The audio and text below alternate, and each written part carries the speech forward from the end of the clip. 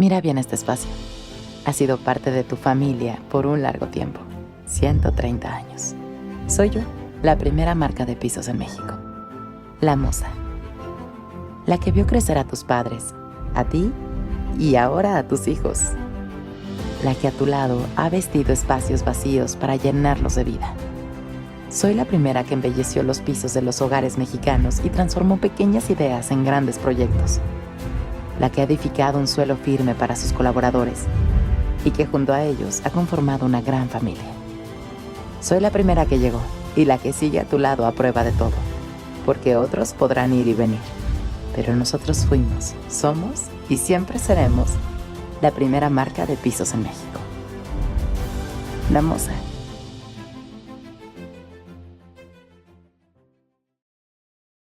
A continuación pasamos a nuestra conferencia del cierre de este evento denominada El origen del atraso en México, a cargo de Francisco Martín Moreno, escritor, novelista y conferencista mexicano. El señor Martín Moreno estará acompañado del licenciado Marcos Salazar, presidente de Canadevi en Nuevo León. Por lo pronto, permítanme por favor compartirles una breve semblanza de nuestro conferencista.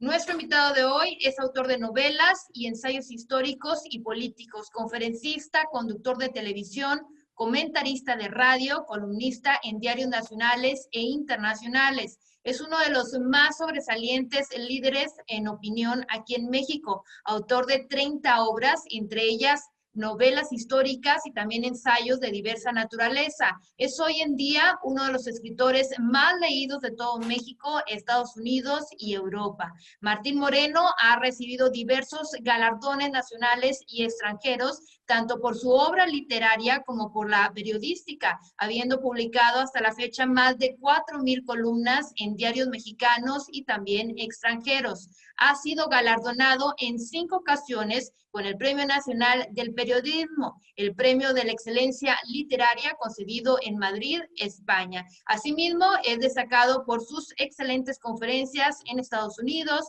Suiza, España, Alemania y, por supuesto, aquí en nuestro país, aquí en México, en diversos foros universitarios, empresariales y políticos. Cedo en estos momentos la palabra al licenciado Marcos Salazar, presidente de Canadevi Nuevo León, para que dé la bienvenida al señor Francisco Martín Moreno. Adelante, licenciado, lo escuchamos. Muy buenas tardes, Paco, bienvenido. Es un gusto tenerte por acá. Nosotros muy contentos en el cierre ya de nuestro evento. La verdad es que ahorita me preguntaba alguien aquí cómo andamos y le digo de buenas y con peligro a mejorar, porque estamos cerrando con broche de oro contigo y la verdad muy contentos en Canadevi de que nos estés acompañando y de tener el honor de recibirte. No todos los días tenemos la oportunidad de cerrar un evento con algunas ideas pues interesantes, haciendo algún recuento de la historia de México y de cómo algunos sucesos históricos marcaron sin duda muchos de los temas económicos, sociales, políticos que hoy en día estamos viviendo. Entonces, el tema, el título que escogimos y que proponías, la verdad es que pues está, digamos que suena como que duro, pero trae una connotación histórica muy interesante y la verdad es que pues, muy contentos de recibirte. Nos va a acompañar también Horacio, que está por aquí. Muchas gracias por acompañarnos, Horacio. Y pues bienvenido, te doy la palabra, Paco. Bueno, antes que nada, pues les agradezco muchísimo esta invitación para conversar con ustedes y creo que es un momento en donde todos los mexicanos debemos empezar a tomarnos de la mano para intercambiar puntos de vista porque pues solos somos invisibles, pero juntos seremos invencibles. Entonces sí creo que es la hora de comunicarnos. Necesariamente va a haber puntos de vista en donde pues no podremos estar de acuerdo, pero finalmente de lo que se trata es de construir puentes y empezar a comunicarnos entre todos nosotros, ¿no? siempre he dicho y me encanta repetirlo el día de hoy, que pues, si muchos de los estados de la federación se llamaran Nuevo León, tendríamos otro país. A ver, ¿por qué hay esa prosperidad? Si tú quieres, ponle comillas o lo que tú quieras, es igual, pero el bienestar, el, el Producto Interno Bruto, el poder de Nuevo León, pues no se ve en Oaxaca, no se ve en Chiapas, ¿no? No se ve en Guerrero, no se ve en Michoacán. Y entonces ahí empiezan los problemas. Para mí, una de las grandes explicaciones del éxito de Nuevo León, entre otras tantas, porque hay muchas explicaciones, pero una de ellas que para mí es muy importante es el TEC de Monterrey.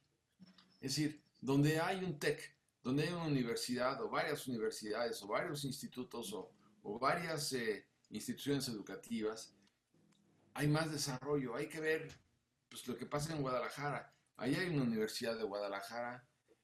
Ustedes tienen un TEC. Claro que el TEC afortunadamente se está expandiendo por todo el mundo, pero sí que me encantaría que esto se diera, este fenómeno se diera en todo nuestro país, de tal manera que cuando yo he dicho que lamentablemente para todos nosotros la educación pues, finalmente quedó en manos del gobierno y al quedar en manos del gobierno se burocratizó la educación y al burocratizarse la educación se burocratizó el desarrollo del país.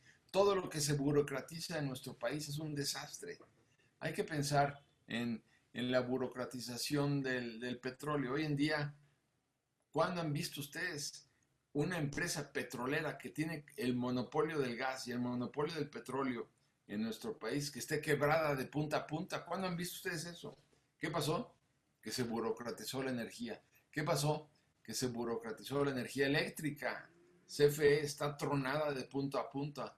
Y la actual administración tampoco entiende, o no quiere entender, o no quiere saber, y insisten en el error, insisten en la burocratización de la energía, cuando es pues, la fuente más importante, de las más importantes del desarrollo de un país. Pero bueno, después de esta breve introducción y de hacerle un homenaje a los regiomontanos, pues por su pujanza, por su poder, hay que ver cómo arranca Nuevo León, en qué condiciones arranca Nuevo León y dónde están los hombres de empresa que arrancan Nuevo León. ¿Por qué no hay hombres de empresa así en todo el país, por más que se están creando? Pues sí, poco a poco tendremos que verlo. Yo eso es lo que espero, eso es lo que yo deseo, ¿no? Pero quisiera comenzar por decirles, por ejemplo, que pues educar a un mexicano ahora que hace el año pasado que estuve en la frontera y me cobraron por lo que ustedes quieran o manden $1, me di cuenta al llegar a los Estados Unidos por San Diego que educar a un mexicano es baratísimo porque pues apenas pagamos $1 para educar a un mexicano. Ustedes dirán que cómo fue posible. Pues sí, todo lo que gastamos en México en educación es inútil porque allá pues con $1 se arreglan los problemas. ¿Por qué? Porque el automóvil que venía delante de mí al cruzar la frontera en San Diego, de repente abrieron la ventana y aventaron una botella vacía de Coca-Cola. Más adelante, por el lado derecho del automóvil, salían unos pañales. Yo decía, ¿pero qué es esto? Se pasaban las señales de tránsito, no respetaban las líneas para los peatones. Fue para mí un momento complicado, pero sin embargo, cuando pasamos la frontera y se pagó esa cantidad, todo fluyó. Todo fue coser y cantar. ¿Por qué? Pues porque de repente operó la magia de la frontera, porque no se pasaron un semáforo, respetaron a los peatones, no tiraron ninguna botella, por supuesto que no arrojaron ningunas pañales al camino, no aceleraron, respetaron las señales de tránsito. Y yo decía, bueno, ¿cuál es la magia de la frontera? La magia de la frontera se traduce en algo muy sencillo: el respeto a la autoridad, el respeto al Estado de Derecho, porque saben que si los agarra la Highway Patrol o los agarra cualquier policía, no van a estar al alcance de la chequera o de la cartera, como ustedes quieran. Y esto es muy importante. En México se subasta el poder público, y cuando se subasta el poder público, pues lo que adviene es la putrefacción. En los Estados Unidos, por más que haya excepciones, no puedo negarlo, lo que también hay, sí, es la aplicación de la ley. Y esta aplicación de la ley es bien importante porque es la construcción del Estado de Derecho y del respeto entre todos nosotros, cosa que no ha sucedido en nuestro país. Y aquí, pues sí quisiera yo entrar en materia, echando nada más un poco de luz, digamos, en el escenario histórico. Estoy convencido que donde hay más desarrollo democrático, donde la democracia ha adquirido mayor preponderancia, al mismo tiempo que hay una mayor evolución democrática, hay una mayor evolución del Estado de Derecho y de la aplicación del sistema de aplicación de justicia. Si ustedes quieren, aunque parezca una comparación aberrante, pensemos, por ejemplo, en comparar la democracia alemana o Inglaterra, o inglesa o francesa, con la de Nicaragua o con la de Venezuela. Entonces ahí está muy claro. ¿Hay democracia? Sí. Entonces por ende hay separación de poderes y hay aplicación de la ley y hay un sistema de impartición de justicia eficiente. Nosotros nunca lo hemos tenido. Nosotros jamás en la historia de este país hemos tenido democracia, y cuando lo hemos tenido alguien llega a sabotearla, pero por lo mismo pues no hemos tenido tampoco un sistema de impartición de justicia. No hay un Estado de Derecho. Si no hay un Estado de Derecho, es muy difícil confiar en las instituciones de un país, es muy difícil confiar en el respeto a las reglas de la economía, a las reglas políticas, a las reglas sociales. ¿Por qué? Porque dependen del estado de ánimo de una persona. No podemos vivir en un país en donde la aplicación de la ley depende de los estados de ánimo de una persona. Y eso es lo que ha pasado en nuestro país. A ver, por no irme muy lejos ni abusar de su paciencia, les diría, vámonos muy rápidamente hacia el Imperio Mexica. Pues el Imperio Mexica quien gobernaba era un tlatoani, a veces sí aconsejado por un consejo de ancianos, pero bueno, a Moctezuma Xocoyotzin, que fue el penúltimo tlatoani, ni siquiera se le podía ver a los ojos. ¿Cómo refutarlo? Él era la ley y él gobernaba de acuerdo a sus estados de ánimo. Después de esos 200 años que van de 1321 a 1521, cuando se ejecuta finalmente la conquista de México, bueno, pues viene el virreinato. El virreinato tarda 300 años, de 1521 a 1821. Y ahí, quien diga que sí hubo democracia, pues está equivocado de punta a punta. Y si no hubo democracia, tampoco hubo respeto al Estado, ni al orden jurídico, ni al Estado de Derecho. ¿Por qué? Porque se gobernaba nuestro país, ya no digan de acuerdo a los estados de ánimo del tlatoani, pero sí de acuerdo a los estados de ánimo del virrey. Cero democracia, cero Estado de Derecho. Y bueno, en el siglo XIX, pues comenzamos por la Guerra de Independencia, que destruye económicamente a nuestro país, dura de 1810 a 1821, que es cuando Iturbide desfila el 27 de septiembre de 1821 con el ejército trigarante, sin la presencia de Vicente Guerrero. Y bueno, y después, ¿qué sigue? La invasión de Barradas en 1828, la Guerra de los Pasteles en 1838 con los franceses. Después tenemos la intervención norteamericana que nos arrebata la mitad del país, un país indefenso, sin instituciones. Imagínense qué instituciones teníamos en donde un presidente de la República regresa 11 veces al poder. ¿Quién era ese señor? Pues se llamaba Antonio López de Santana.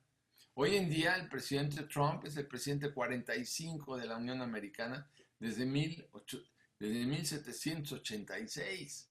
O sea, estamos hablando de 250 y pico de años, y sin embargo, nosotros nada más en un periodo muy corto, de 1820 a 1857, tuvimos 30 presidentes.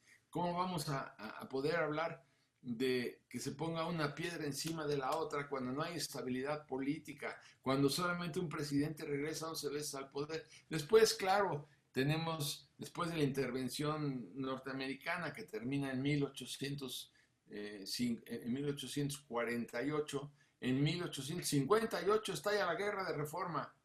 10 años después de que se fueron los gringos y que nos quitan medio país y nos dan 15 millones de dólares a saber a dónde fueron a dar, porque se lo robaron, claro está. Bueno, pues estalla la Guerra de Reforma que lleva de 1858 a 1861. ¿Dónde íbamos a construir una democracia? ¿Dónde íbamos a construir un Estado de Derecho?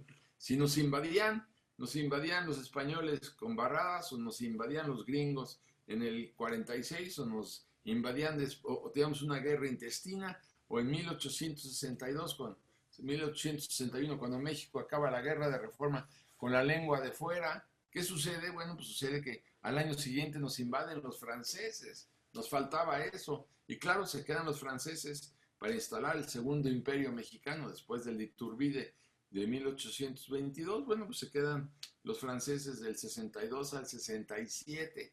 Una intervención francesa. Se gana finalmente la Guerra de Reforma, la intervención francesa gracias a una serie de complicaciones que tuvieron en Europa Napoleón III y el Kaiser Guillermo de Alemania, pero finalmente pues acaba esta intervención, llega la restauración de la República y Juárez muere en 1872 y en el 76, con una gran congruencia priista, porque pues no estaba muy claro que Porfirio Díaz era priista, dice: estoy harto de las reelecciones, no podemos permitir una reelección más. Era la de Sebastián Lerdo de Tejada en 1876.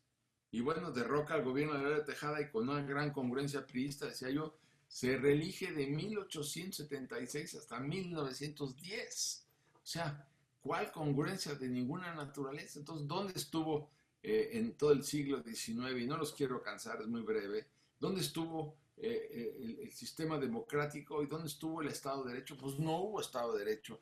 Todo el siglo XIX también se estuvo regido por los caciques, por los caudillos o por los últimos virreyes. En fin, pues no hubo manera de poner una piedra encima de la otra. El siglo XX comienza con la Revolución Mexicana, bueno, termina con la dictadura de Porfirio Díaz, y entonces sí, pues estalla la Revolución Mexicana, otra vez la revolución, o aparte de la Guerra de Reforma, nos volvemos a matar entre todos nosotros. ¿Para qué? Pues para volver es muy claro que la revolución o sirve para concentrar más el poder o no sirve para nada. A ver, sí, uno podría decir, después de la Revolución Mexicana, sí, se empezó un proceso de alfabetización, sí, todo el mundo aprendió a leer y escribir, sí. Esta Revolución Pues no, Mexicana. perdón.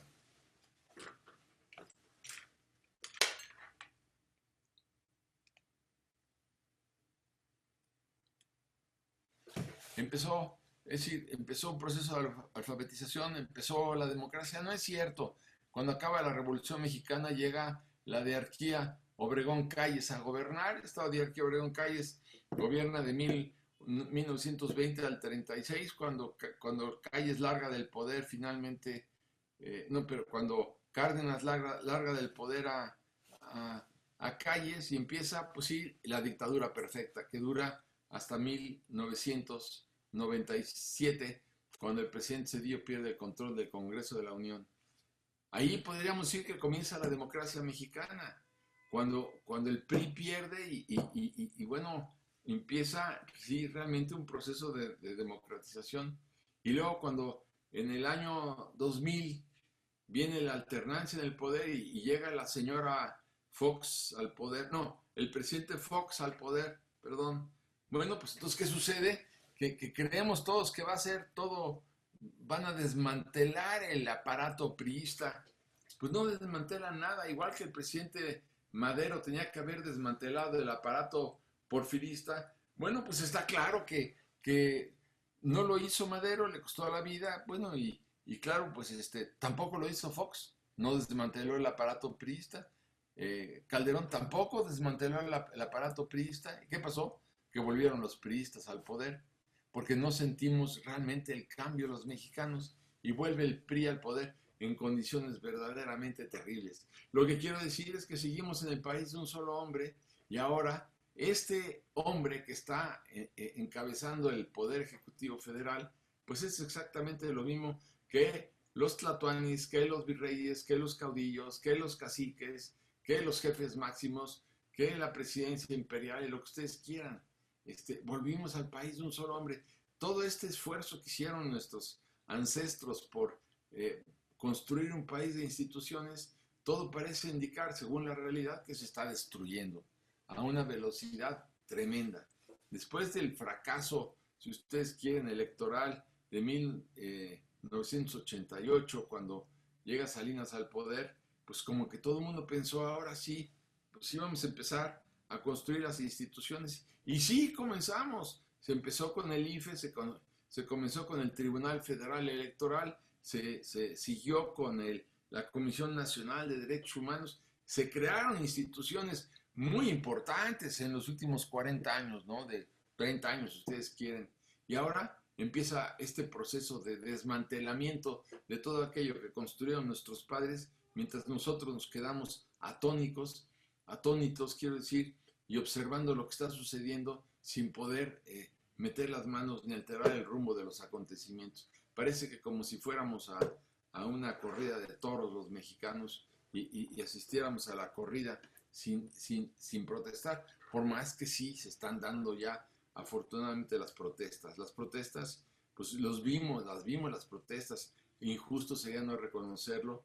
El 8 de marzo, cuando las mujeres mexicanas hicieron una marcha en todo el país para protestar en contra, pues, de eso, de los feminicidios, del crimen organizado, de la delincuencia organizada. Las mujeres dieron y se suspendió este movimiento, pues, en razón de la pandemia, y fue un verdadero desastre que esto se hubiera tenido que suspender, porque las mujeres nos estaban dando la lección. Y aquí quisiera adelantarme un argumento que me parece sustancial. A ver, el 52% del padrón federal electoral está integrado por mujeres. Los hombres tenemos el 48%, pero ellas tienen el 52%. Si las mujeres se toman de la mano y deciden cuál es el destino de este país, pues ellas son las que van a gobernar. Pero hay otro argumento que no quiero que se me escape. El 80% del gasto familiar, ¿qué sucede? Lo ejercen las mujeres. Las mujeres son las que gastan, son las que disponen de los destinos, de los recursos que genera el marido, o que genera ella, o que genera la familia. Las mujeres organizan el gasto familiar. Y ahora quiero preguntarles, ¿qué sucede si las mujeres, que son las que organizan el gasto familiar, de repente se empiezan a quedar sin recursos? ¿Por qué? Por el desempleo. ¿Por qué? Por la pandemia. ¿Por qué? Pues por el desplome del Producto Interno Bruto de México.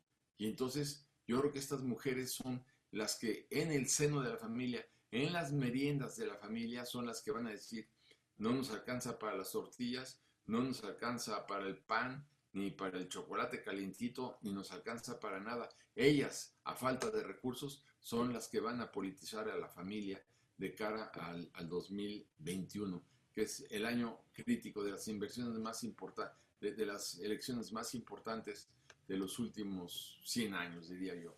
Entonces, sí que es importante lo que está sucediendo en nuestro país, pero quisiera irme más para atrás en un renglón que me parece fundamentalmente importante. Cuando hablo y lo platicaba yo, de conversar sobre los orígenes del atraso mexicano, yo diría, ¿en qué momento se extravió México? Porque para mí es una parte muy importante de esta conversación con ustedes. ¿Cuándo se extravió y en qué consistió el extravío? Yo diría, los mexicas pues habían construido todo un imperio que iba hasta el norte de Michoacán, hasta prácticamente Honduras, en 200 años, nada más en 200 años. Qué talento, ¿no? Bueno, pero tenían una gran organización militar, una gran organización tributaria, pero sobre todo tenían una gran organización escolar. La educación era muy importante. Y en cada calpulli, que era la organización por definición agrícola, social, productiva del imperio mexica, en cada calpulli tenía que haber por lo menos una, o varias escuelas por disposición de la ley entre los mexicas. ¿Qué quiere decir? no voy a decir, a cometer la aberración de decir que no había analfabetismo, pues porque no había alfabeto, pero se conducían los mexicas a través de los códices. Y los códices eran la base de la ilustración en el imperio. Y entonces sí, la educación, de acuerdo a estas herramientas educativas, pues sí se expandía por todo el imperio. ¿Dónde se extravió México? Que aquí quiero poner el acento que me preocupa muchísimo, es en el momento en que se logra la conquista de México, igual que pasó en el resto de América Latina. Cuando se logra la conquista de México, a los conquistadores españoles se les entregaron grandes extensiones de tierras, que eran las famosas encomiendas, y en las encomiendas se les entregaban pues, una cantidad también importante de hombres para que explotaran la tierra. ¿Qué sucedió en ese momento específico, crítico en la historia de México? Que en la encomienda, en lugar de que en cada encomienda hubieran puesto una escuela, una iglesia, pusieron una escuela.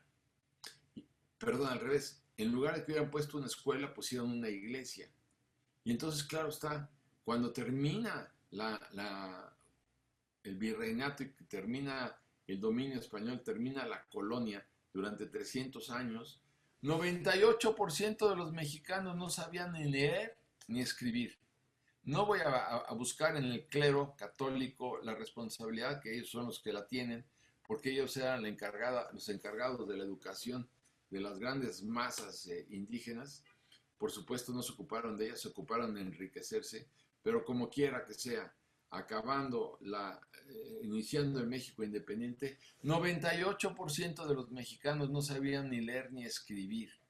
Y entonces, claro, bueno, cuando se quería informar a la sociedad de lo que ocurría, tenían que subirse una serie de personajes en unos bancos en las esquinas de los diferentes pueblos y ciudades para explicar lo que estaba pasando en el país y leer en voz alta el periódico porque la gente no sabía leer ni escribir. Ahí comienza el drama. Cuando, imagínense ustedes una ciudad como Cholula, en Puebla, que tiene pues prácticamente 300 iglesias. Y piensen que por un momento, en lugar de haber tenido 300 iglesias, hubieran tenido 300 escuelas, universidades y academias. Se pueden ustedes imaginar el bienestar que habría en Cholula, que no se da ahora con sus 300 iglesias. Pero fue lo que pasó en nuestro país. En nuestro país, 98% de la gente no sabía ni leer ni escribir. Cuando finalmente largamos del poder a Porfirio Díaz en mayo de 1911, bueno, 85% de los mexicanos no sabían ni leer ni escribir. A mí me hubiera encantado que el tirano por lo menos hubiera aprovechado sus más de 30 años en el poder, incluido el de Manco González, precisamente para capacitar y para ilustrar al país, para educar al país, para crear un sistema educativo importante durante la tiranía. Cero, absolutamente cero. 85% no sabían ni leer ni escribir. ¿A dónde vamos con un país en donde hace 100 años la gente no sabía ni leer ni escribir? Pues es un desastre, pues sí, sí es un desastre. Y bueno, claro, llega el presidente Álvaro Obregón al poder y sí, él dice, bueno, pues mira, vamos a empezar a construir 1000 escuelas al año. Construye 1000 escuelas al año, después llega a Calles, sigue construyendo 1000 escuelas al año, pero la sociedad mexicana se desentiende. Y entonces, ¿qué es lo que sucedió? Pues que los maestros eran burócratas. ¿Por qué? Porque la sociedad no le entró. Ahí vemos una universidad como la de Stanford, la de Harvard, la de Yale, la de Northwestern, la de Chicago, donde la sociedad sí se involucró en la educación. Sí dijo, si nosotros no creamos ciudadanos de primera, educativamente hablando, académicamente hablando, pues ¿a dónde vamos con este país? Pero la sociedad mexicana no le entró, con las debidas excepciones que acabo de mencionar, porque no puedo generalizar ni mucho menos caer en términos absolutos. Sí hubo quien sí lo hizo, pero fue insuficiente. Fue insuficiente. Y entonces, claro, ¿qué es lo que sucede cuando tenemos? Porque esas son las explicaciones que para mí son las que me rebotan en la mente. ¿Qué es lo que sucede? Que tenemos en 1911 85% analfabetas, empieza a crecer el proceso educativo, sí, pero en 1940, cuando la sociedad también se desentendió de la educación, no se desentendió de la explosión demográfica. Y Quien se acuerde de los libros donde aparecían anuncios de 1940, 1950, decía 20 millones de mexicanos no pueden estar equivocados. Anunciaban la cerveza Corona. Bueno, 20 millones en 1950. Hoy somos 130 millones de mexicanos. O sea, en 6 décadas, sí, más o menos 6 décadas, sextuplicamos la población de México. En, pues sí, 70 años sextuplicamos la población de México. Y claro, la economía no dio para crear suficientes pupitres, suficientes llaves de agua, suficientes camas de hospital, suficientes puestos de trabajo. Fue una marea humana. Crecíamos al 3.4, 3.5%, mientras que Luis Echeverría decía, gobernar es poblar. ¿Cómo gobernar es poblar? Cuando no teníamos manera de satisfacer las necesidades de tanta gente. ¿Qué sucedió?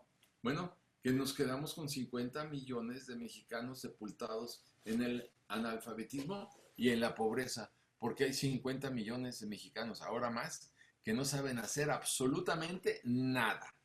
Y entonces, claro, están en la economía informal, no cooperan en la recaudación tributaria, no cooperan absolutamente en nada. Eso sí, ¿para qué sí cooperan? Pues son la carne de cañón que utilizan los populistas para gobernar. Porque sí, es muy fácil engañar a un muerto de hambre, es muy fácil engañar a un moribundo. ¿Qué es lo que hace falta decirles? Oye, yo te quiero decir que te voy a dar coche, casa, pupitre, educación, cama de hospital, yo te voy a dar todo, a sabiendas que no le van a dar nada. Populista lo decía muy bien Henry Mencken, populista es aquella persona que predica ideas que sabe falsas entre personas que sabe idiotas. Eso es predicar el populismo entre personas que sabe idiotas, pues claro, y se van a creer todo lo que se les dice porque están desesperadas. Yo no puedo criticarlos porque pues cualquiera que me dijera a mí que me va a dar todo eso, pues sí, yo voy a votar en mi desesperación por esa persona. Y entonces, claro está, mientras más mexicanos haya sepultados en la pobreza, pues peor. Vean ustedes el caso de España. España tenía en la guerra civil prácticamente 40 millones de españoles. Hoy sigue con 40 millones de españoles. La guerra acabó en 1939. En cualquier momento, pues en 80 años más se cumplirán los 100 años y siguen con la misma población. Hay que imaginar a nuestro país si se hubiera quedado con 20 millones de personas. Pero ¿qué sucedió también junto con Echeverría que decía gobernar es poblar? También, ¿qué pasó? Que el clero católico dijo, estamos en contra de los sistemas del control de la natalidad. No lo vamos a permitir. Claro, entonces junta a un presidente que dice gobernar es poblar con un clero que dice pues, estamos en contra de los anticonceptivos y claro, pues ahí tenemos el resultado. Pero lo que estoy diciendo que hace falta poner el acento es en que en los Estados Unidos hoy en día hay 40 millones de mexicanos. O sea, si sumamos a los 130 millones de mexicanos que tenemos al día de hoy, sumamos los 40 que viven en los Estados Unidos, hoy en día seríamos 170 millones de mexicanos. Entonces, ¿a dónde cabríamos? Nos estaríamos matando. Afortunadamente, lo digo con una gran pena y con una gran tristeza, se tuvieron que ir porque no tenían oportunidades y huyeron. ¿Por qué se fueron de México? Pues por falta de oportunidades. Y hoy en día, estos hombres y estas mujeres que cruzaron el río Bravo jugándose la vida o ahogándose o cruzando la línea fronteriza en contra de la migra y todo lo que ustedes quieran, hoy en día son los que nos mantienen. Ustedes se pueden imaginar nuestro país sin los 40,000 millones de dólares que nos mandan cada año ahora los inmigrantes mexicanos, las familias mexicanas que sí tuvieron éxito en los Estados Unidos, tan éxito tuvieron que pueden mandar esa cantidad brutal de dinero a nuestro país. Entonces, ¿por qué allá sí funcionaron y aquí no? Bueno, pues porque los sistemas de productivos en nuestro país pues son del paleolítico tardío. En lugar de que fuera el país de la oportunidad, ponemos cada día más trabas a la constitución de las empresas, a las cargas laborales, a los 3 meses de indemnización, a toda una serie de circunstancias que no existen en los Estados Unidos y en otros países que permiten una evolución muchísimo más ágil para la generación de empleos. Pero bueno, yo diría esta parte para mí es muy importante señalarla porque es evidente que nos arrolló la marea humana, una marea humana gigantesca de 20 millones de personas a finales de los 50 y ahora a finales de 2020, que somos 130 millones, pues evidentemente la elasticidad de la demanda no dio para eso. ¿Qué nos ayudó muchísimo? Pues sí nos ayudó muchísimo el milagro mexicano. No perdamos de vista que de 1954, digamos, a 1970, que es donde comienza el desquiciamiento de nuestro país con la terrible llegada de Luis Echeverría al poder, bueno, pues sí, ahí vimos que en esos 16 años se dio el milagro mexicano porque crecíamos prácticamente al 7%. El Producto Industrial crecía al 8%. Teníamos la mitad de la inflación que tenían los Estados Unidos, que tenían el 5%. Nosotros teníamos el 2.4, 2.5 de inflación. Y éramos el país de la oportunidad. Por eso crecíamos a esa tasa que ya la quisiéramos nosotros en cualquier coyuntura. Entonces, ¿qué pasó? ¿Falló el milagro mexicano? No, fallaron las políticas populistas absurdas porque volvimos al país de un solo hombre que no reconocía la opinión y los puntos de vista de nadie. ¿Quién se le iba a oponer a Luis Echeverría con el poder brutal que tenía? O a López Portillo, que fue el único candidato, porque no hubo oposición para la presidencia de la República. Entonces, claro, Luis Echeverría creó prácticamente 600 empresas paraestatales. Llegamos a tener, el gobierno mexicano llegó a tener inversiones en hoteles, éramos dueños de hoteles, de cabarets, de taquerías, de todo lo que ustedes quieran, y por ahí se escapaban los recursos públicos porque Echeverría decía que había que competir con las empresas privadas y que el sector público podía competir con gran éxito. ¿Qué pasó? Pues que cuando afortunadamente se largó este sujeto, en 1976 vino una devaluación de prácticamente el 70% del peso, y todo comenzó cuando Margain tuvo que renunciar a la Secretaría de Hacienda porque no estaba de acuerdo con las políticas económicas y financieras de Luis Echeverría. Un poco lo mismo que sucede ahora con Ursúa, que Ursúa a los 6 meses de haber sido secretario de Hacienda le dijo al presidente: así no son las cosas, la técnica económica es completamente distinta y si usted no cambia yo no voy a ser responsable de la debacle, y renunció, igual que renunció Margain.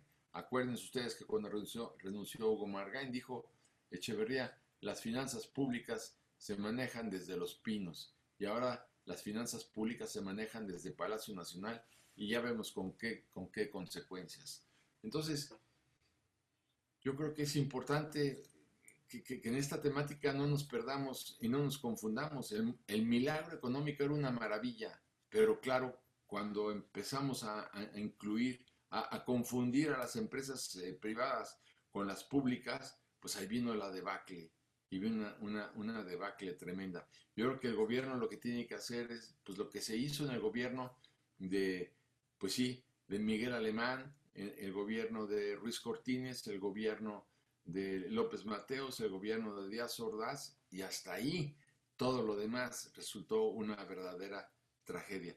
Por más que Miguel de la Madrid era un hombre respetable, creo que era un gran técnico, pero hereda una debacle terrible, que era la expropiación de la banca, la desconfianza en México, y bueno, volvimos a ser el gran numerito de los mexicanos en el mundo entero. Y Carlos Salinas de Gortari hizo un gran papel con el TLC, hizo un gran papel con la privatización del ejido, porque para mí fue una hazaña política enorme, pero de cualquier manera vino luego Zedillo, tuvimos la crisis del año 94, que no se pusieron entre ellos de acuerdo, por más que eran grandes economistas los dos. El presidente Salinas es un hombre muy talentoso y bueno, y el presidente Zedillo también era muy talentoso al extremo de que su último año de gobierno del año 2000, pues lo terminó prácticamente con un crecimiento del 7%, habiéndolo recibido en el año 94 en la ruina, como una de las grandes crisis económicas del siglo XX. Pero, ¿qué fue lo que sucedió? Los egos. Ahora, pues los egos siguen en este momento imponiéndose en nuestro país. Si ellos hubieran puesto de acuerdo y decir, bueno, yo voy a operar la devaluación porque la devaluación era inminente después del movimiento de los zapatistas en el año de 1994, el presidente Salinas podía haber operado con un secretario de Hacienda con un talento bárbaro como Azpela, pero no hicieron. Aspe tampoco operó la devaluación con el movimiento zapatista, tampoco lo hicieron con el asesinato de Colosio, tampoco lo hicieron con el asesinato del secretario de Gobernación, Ruiz Massieu, y entonces esperaron hasta el final y hasta el final ya no se pusieron de acuerdo y nos llevó el tren. Pero íbamos muy bien, se había recuperado muy bien todo esto con los grandes técnicos económicos.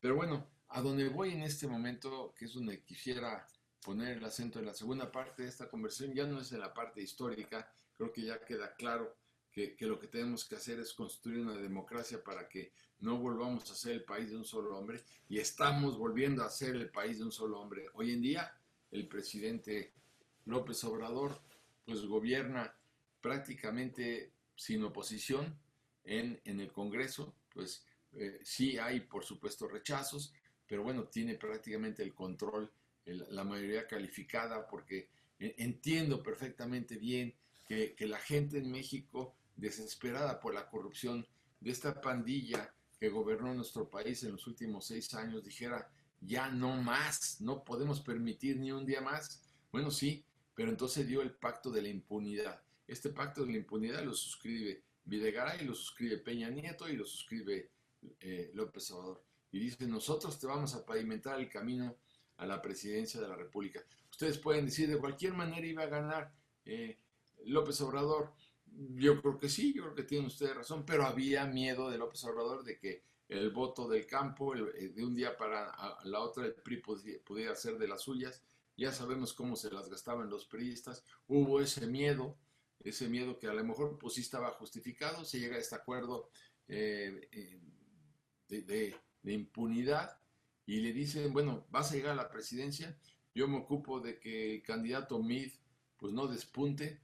¿Por qué? Porque vamos de las 32 delegaciones del PRI en el país, vamos a desmantelar a 22. Y a 22 delegaciones del PRI en los estados con mayor capacidad de votación, lo desmantelaron. No les dieron presupuesto para plumas, ni para cachuchas, ni para camisetas, ni para nada. Desmantelaron el aparato electoral priista, que era muy eficiente. Entonces, claro, el PRI quedó ya inmovilizado. ¿Qué les faltaba? Inmovilizar a Anaya. ¿Cómo hicieron?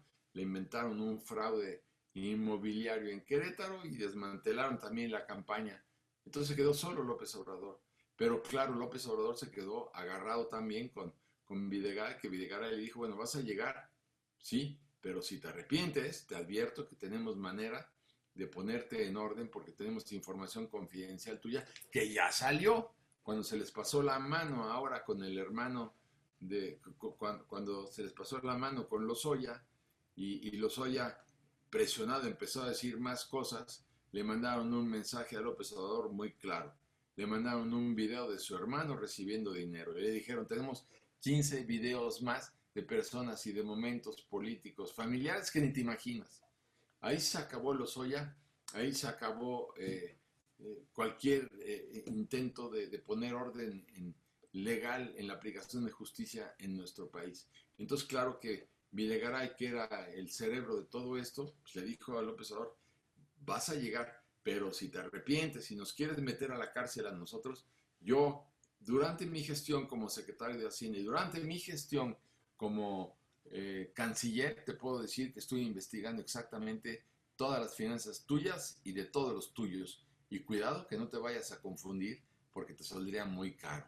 Entonces, pues evidentemente la mafia del poder nunca va a ir a dar a la cárcel, como tampoco irá a dar a la cárcel el tal Lozoya, pues porque sabe demasiado Lozoya. A lo mejor le van a inventar un par de cosas más que no tengan nada que ver con Peña, como ya están empezando a surgir.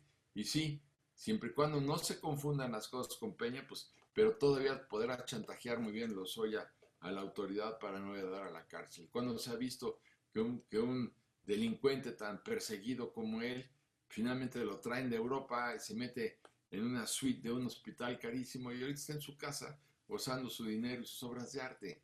A ver, eso es cuando dijo López Obrador, prometo meter a la mafia del poder a la cárcel. Sí, cómo no. Claro que va a meter. ¿A dónde hay uno solo de la mafia del poder en la cárcel? Salvo la señora Robles, que lo que está en la cárcel pues porque está cumpliendo una venganza de López Obrador, porque ella fue la que metió al bote al señor Bejarano con el video que le mandaron a Broso. Entonces, pues la impunidad sigue exactamente igual. Entonces, yo sí creo que tenía razón la nación mexicana a falta de candidatos, vamos a votar por López Obrador, pero en el coraje se les olvidó que podían haber votado por él, pero no entregarle el Congreso de la Unión. Y ahí fue donde se cometió el gran error. Es decir, entiendo que votaran por él, pero también le entregaron no solamente el Congreso de la Unión, sino le entregaron 19 congresos estatales para que él pudiera reformar la Constitución a su antojo.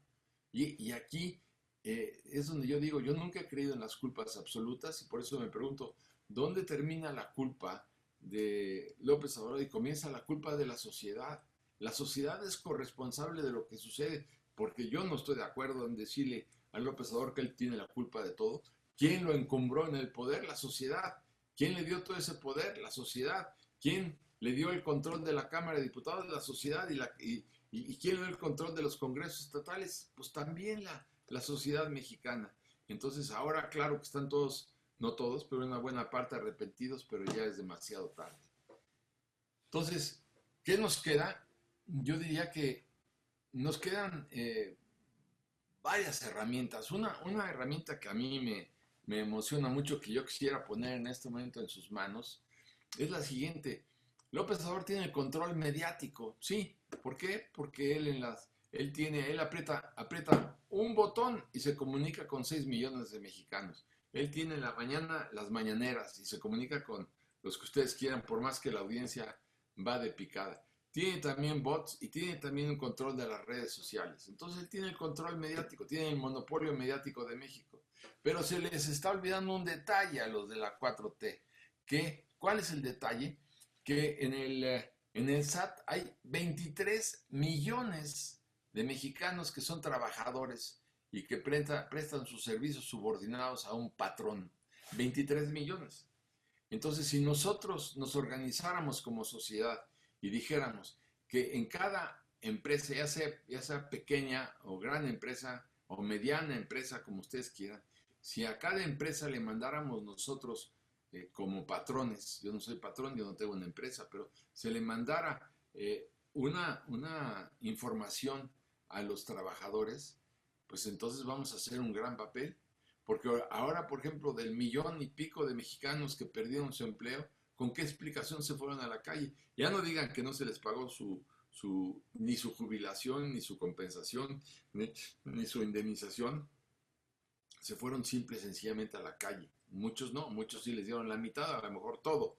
Pero, ¿con qué explicación se fueron a la calle? ¿Qué pasó?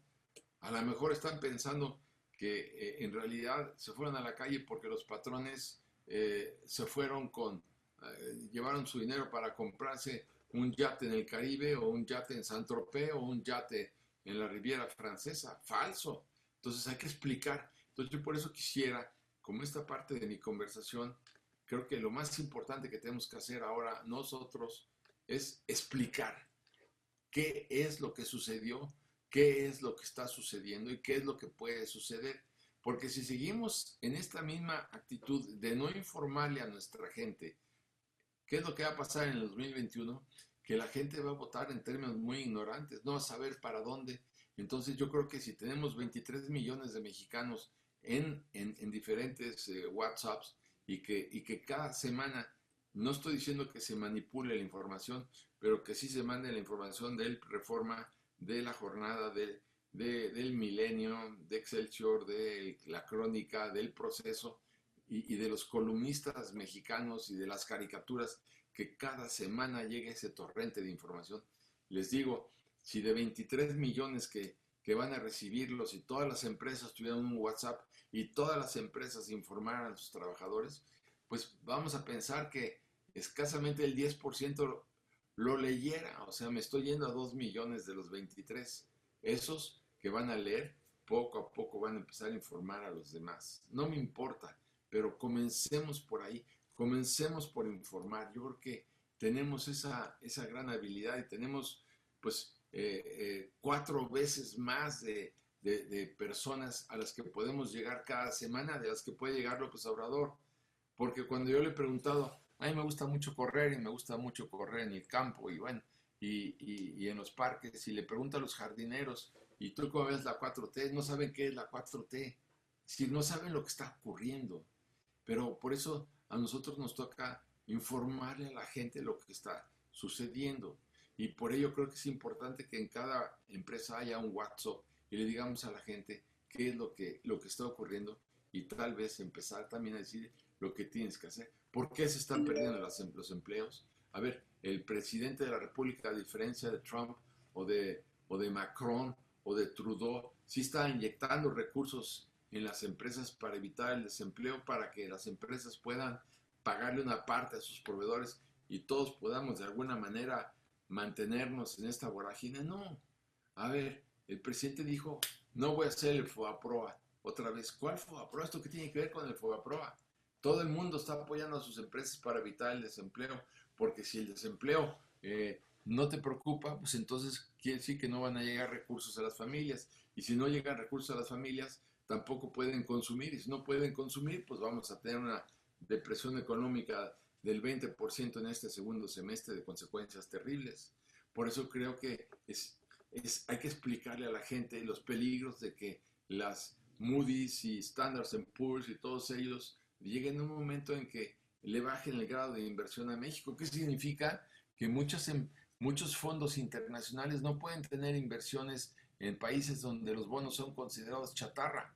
Y si los bonos mexicanos son considerados chatarra, pues tienen que venderlos por disposición de los estatutos, apretando otra vez un botón, y se van a ir de México 20, 30 mil millones de dólares adicionales a los que ya se fueron. Por eso creo que es muy importante que esto no nos suceda. La vez pasada nos costó más de 20 años recuperar el grado de inversión, porque muchas empresas del mundo que dicen, oye, vamos a invertir en México, pues ve su grado de inversión. En México no respetan la ley, en México el Poder Judicial depende de la voluntad del presidente, no se respetan las reglas del juego, pues no invirtamos allá. Y esto es muy serio. ¿Por qué los chinos lograron rescatar a 300 millones de chinos en 20 años de la pobreza? Bueno, pues porque se respetaron las reglas del juego.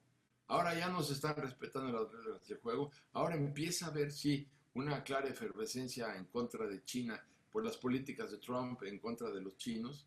Y se están yendo miles de empresas de China. ¿A dónde? A Vietnam. ¿A dónde? A Corea del Sur.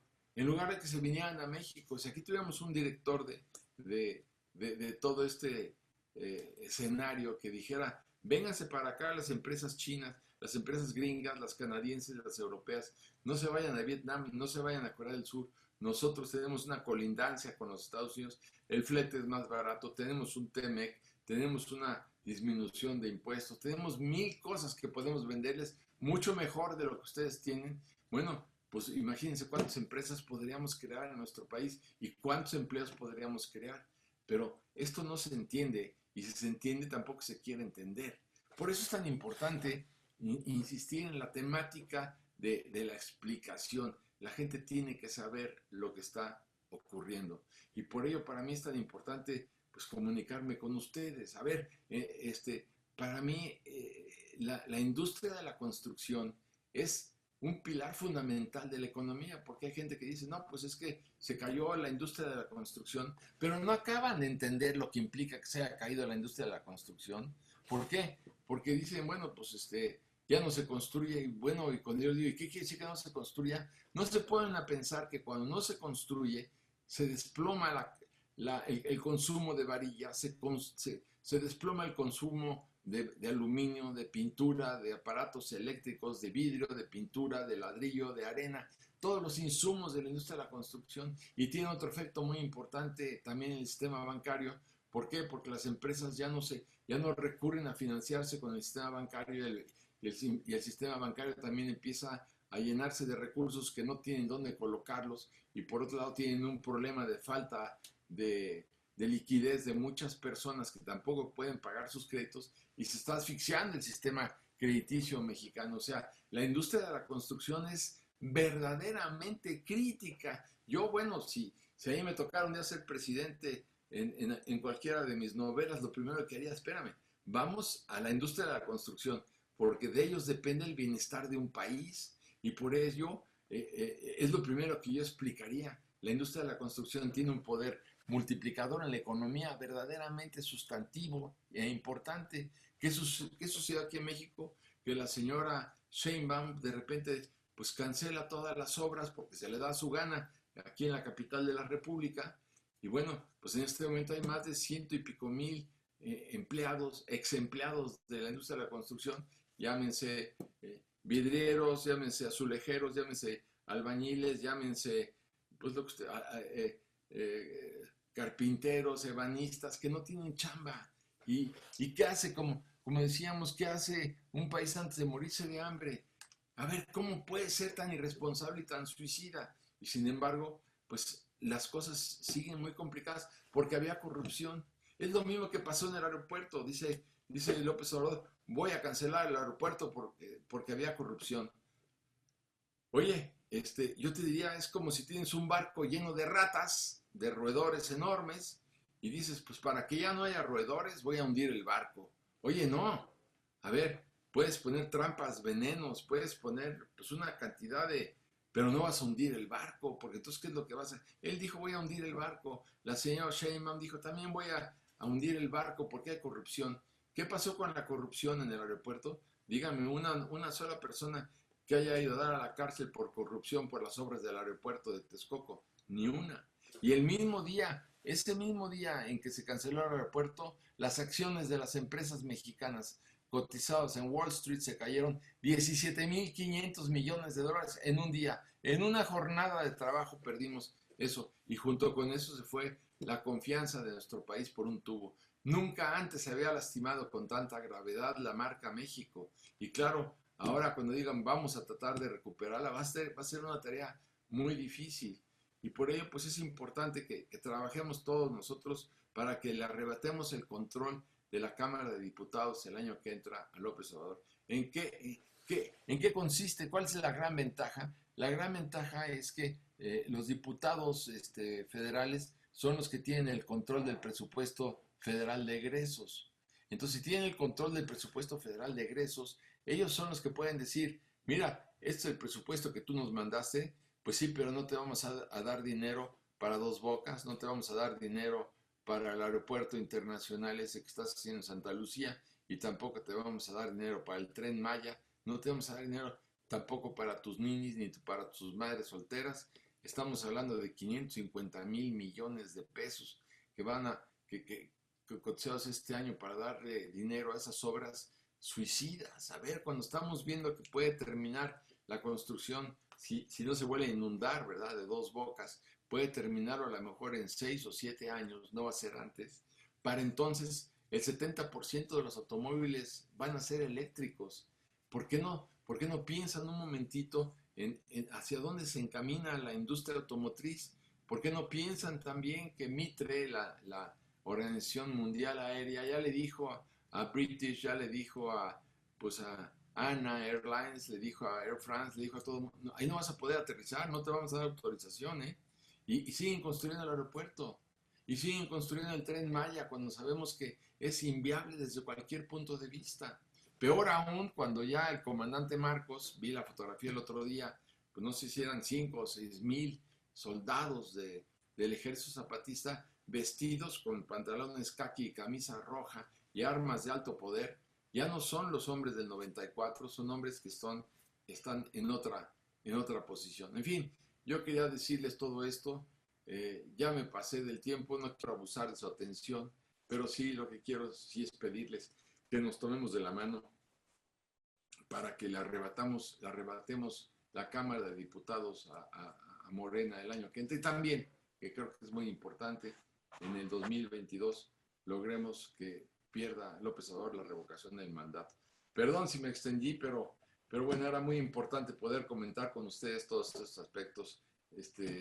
Querido Marco, querido Horacio, les estoy muy agradecido y gracias por permitirme comunicarme con tantos empresarios tan exitosos.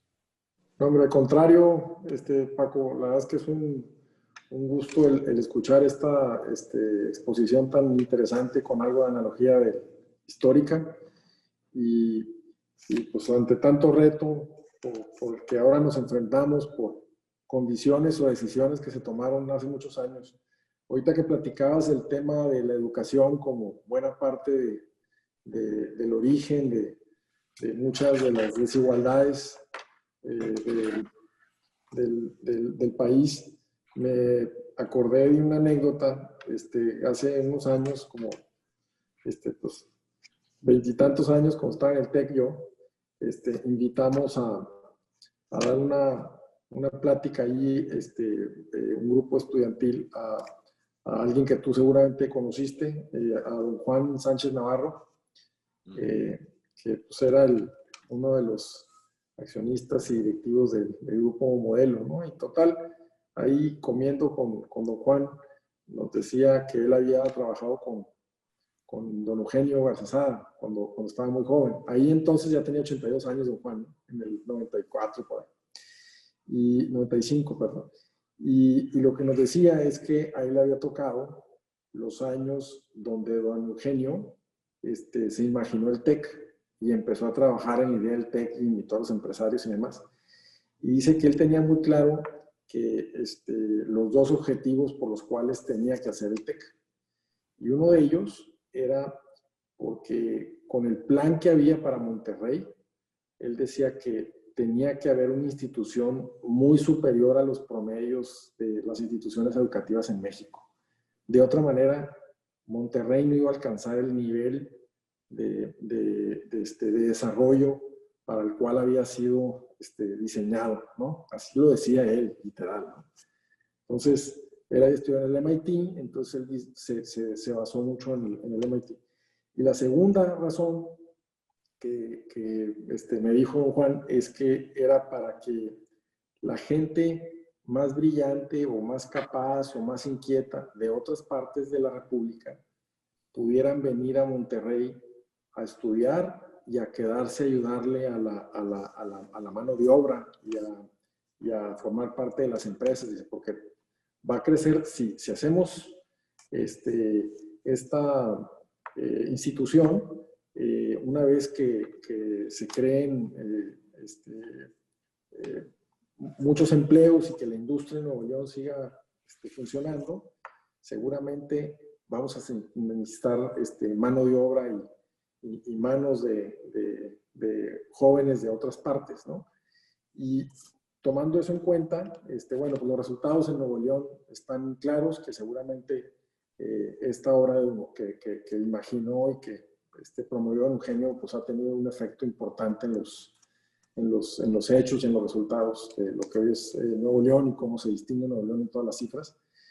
Pero basándonos en esa parte y en toda esta serie de malas decisiones y de complejidades del tema educativo, ¿cuál crees que sería el plan que deberíamos tener como país en la educación como pilar de la evolución de México a otro nivel, tipo lo que hizo Corea? O sea, ¿en qué nivel de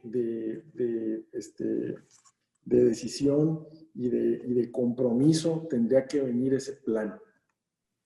Mira, yo te diría que habría que crear una conciencia del problema educativo de México. A mí lo que se me ocurre y me encantaría, de hecho ya lo logré en Querétaro, en varios lugares, es llegar al concepto de la adopción de una escuela. Es decir, muchas empresas podrían adoptar, o una empresa podría adoptar una escuela. ¿En qué consiste esto?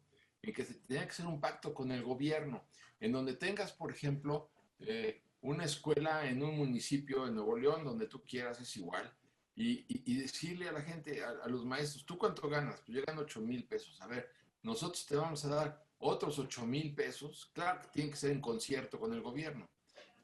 A ti ya no sé cuántos más, porque vamos a gastarnos 100, 200,000 pesos al mes, o lo que sea, no tengo la cifra, siempre y cuando nosotros, además de que tú lleves el programa oficial de la educación, nosotros como sociedad podamos decirte, vamos a darte un sistema como el de Finlandia, que es un éxito tremendo, como el de Corea del Sur, como el de Japón, que es extraordinario. Y entonces, vámonos en paralelo. No se puede todo de golpe. No se trata de que decirle a la sociedad, oye, empieza a construir escuelas. Y no, si ya tenemos una infraestructura escolar, junto con el gobierno, a los maestros les podemos decir, si tú te comprometes a capacitarte, yo te voy a dar el doble de tu sueldo, pero la capacitación la voy a administrar yo. Yo te voy a decir cuáles son los exámenes que tienes que aprobar. Un poco lo que se estaba haciendo en la administración anterior con la capacitación y la evaluación, que fue con lo que echó por tierra López Obrador. O sea, ya se habían logrado capacitar 285,000 maestros y empezaban a ganar unos sueldos mayores porque habían sido evaluados y habían aprobado su capacitación. Y bueno, ahora se perdió también todo eso. Entonces yo te diría, si nosotros hicimos la prueba en varios municipios de Querétaro, en este sistema de adopción de escuelas, con ganaderos, y jaló muy bien. Entonces, si esto lo pudiéramos hacer a nivel nacional, pues también podría ser un éxito, que fuera deducible de impuestos este gasto que se destinaría a subsidiar a los maestros mexicanos, a poner vidrios en las... A ver, te digo esto, querido Marco, el 42% de las escuelas públicas de primaria no tienen baño. Y este señor entierra 100,000 millones de pesos en el aeropuerto. 100,000 millones de pesos en el aeropuerto. Un aeropuerto que además, según los cálculos de la IATA, significaba que iban a llegar 80 millones de pasajeros a nuestro país. De los 80 millones de pasajeros, la IATA dice más o menos el nivel de derrama económica es de $1,000 por persona. 80 millones de pasajeros por $1,000 son 80,000 millones de dólares al año para México, más la carga, que era otro 50%. Estamos hablando que la cancelación del aeropuerto en el largo plazo implicó 120,000 millones de dólares que se pierden en este país. ¿Por qué crees que aplaudían como locos los aeropuertos de Los Ángeles, de Dallas-Fort Worth, de Miami y de Panamá? Decían, bravo, bravo. Pues sí, porque sabían que les íbamos a quitar el mercado, porque somos el ombligo del mundo, de los aviones que venían de Asia iban a Europa, y los de Europa que iban a Asia, y los Estados Unidos que iban al sur. Somos el ombligo, y desaprovechamos esa oportunidad. Entonces, bueno, yo creo que una alianza con los empresarios mexicanos en materia educativa sería una verdadera maravilla. Tenemos que lograr que la sociedad mexicana se corresponsabilice de la educación en nuestro país. Oye, Paco, dicen que quienes no conocemos la historia estamos más que condenados a repetirla. Sin embargo, si vemos lo que ha pasado con nuestra historia, pareciera que es muy evidente que en México muchos de los males que hemos padecido y que padecemos tienen que ver con nuestra falta de capacidad de unirnos, de alcanzar acuerdos, de poder definir objetivos comunes y remar el mismo barco. ¿Hay posibilidades de revertir esta historia mexicana? Bueno, mira, el presidente Salinas creó ¿te acuerdas? Los acuerdos de aliento y crecimiento, y funcionó muy bien. Es decir, él logró hacer verdaderas maravillas con los acuerdos, pero si tú ves que tan pronto hay una diferencia en Chihuahua con el problema del agua, y en lugar de que tú convoques a las partes a decirles, vamos a ver de qué se trata este problema, vamos a discutirlo, vamos a analizarlo, que venga el gobernador, que venga la alcaldesa, que vengan los agricultores, que vengan los diputados, que vengan los senadores. Vamos a hacer aquí una reunión estatal al máximo nivel. No, manda a la Guardia Nacional.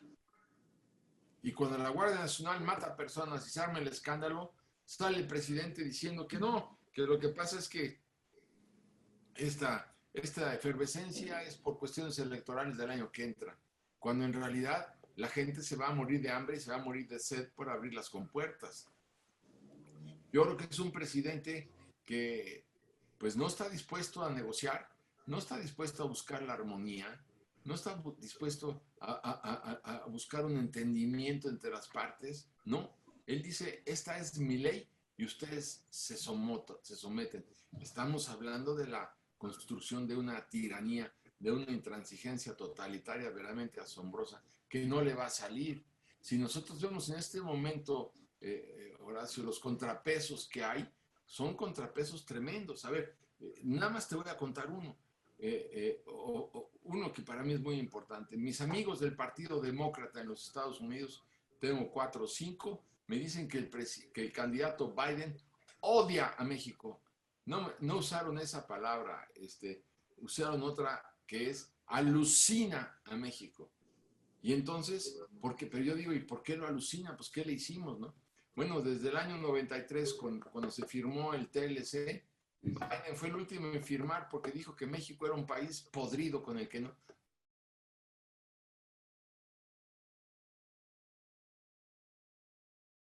tiene que imponer un Estado de Derecho y respetar a la gente, respetar a la sociedad, respetar a los inversionistas, porque de otra manera no. Y el presidente Bill Clinton le torció una mano para que firmara. Y desde entonces tiene un coraje tremendo. Y el coraje se incrementó de manera sustancial cuando el presidente Peña Nieto invitó nada menos que invitó a Trump a que viniera a México y le dio una recepción de jefe de Estado en Chapultepec, en Los Pinos, y claro está, lastimó gravemente la candidatura de Hillary Clinton.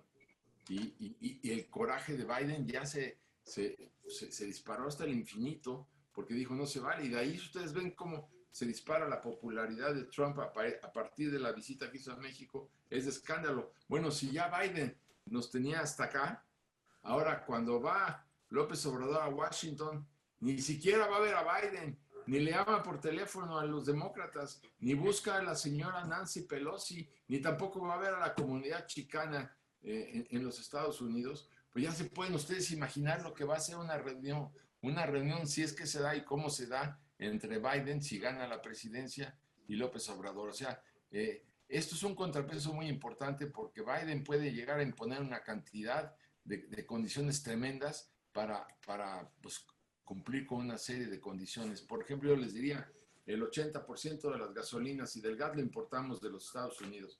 Con que le dé una vueltecita a la llave el presidente Biden con una serie de condiciones, pues puede poner a México de rodillas en cualquier momento, de la misma manera que si declaran que los narcotraficantes mexicanos son terroristas, en ese momento se aplican las leyes patrióticas de los Estados Unidos, que implican que pueden mandar 500 aviones Hércules con 1000 Marines a México para someter a los narcos. O sea, estamos en una situación a la que yo no quisiera llegar. Yo no quisiera pensar en una nueva intervención, pero López Obrador insiste en destruir este país y en no respetar a nadie. Al único que respeta, me queda claro, es al presidente de los Estados Unidos. Muy bien, pues una gran plática. Marco, ¿terminamos? Básicamente, agradecerte, Paco, por la presentación y por la plática. El contexto, pues muy interesante que al final tratemos tanto el tema histórico como una visión sobre dónde estamos y las oportunidades hacia adelante que planteas. Muy agradecidos de que nos acompañes y pues ahora sí que darle también las gracias a los participantes por acompañarnos en este cierre. Hoy estamos acabando el Summit Inmobiliario, el Monterrey Summit Inmobiliario, que hace 3-4 meses tuvimos que replantearlo. ¿Te recuerdas, Paco? Ahí nos Sí. Conectamos hace unas semanas para platicar de tu participación y lo tuvimos que replantear porque originalmente estaba agendado para hacerlo presencial en el lugar donde siempre lo hacemos, con muchas interrogantes, y la verdad es que acabamos con un balance sumamente positivo, muchas participaciones muy exitosas, con muchas anécdotas tanto de la economía, de la política, de la demanda, de la oferta, y hoy con algunas pues, ideas y planteamientos sobre las alternativas hacia adelante, hacia el futuro. En la mañana tuvimos una sesión muy interesante de una visión de dos personas muy brillantes, de Juan Enríquez, que lo conoces, y de Enrique Norte, que nos trajeron la verdad, sí, un planteamiento muy, muy, muy interesante. Y pues acabamos ahora sí que con un balance muy positivo y muy agradecidos con todos los participantes de este evento. Solo me resta el agradecerles a todos el apoyo que nos acompañaron en todo este evento, a los participantes, a los socios, obviamente, de Canadá y Nuevo León, a los socios y amigos de otras regiones, porque tuvimos participantes de muchas delegaciones de Canadevi a nivel nacional, los proveedores.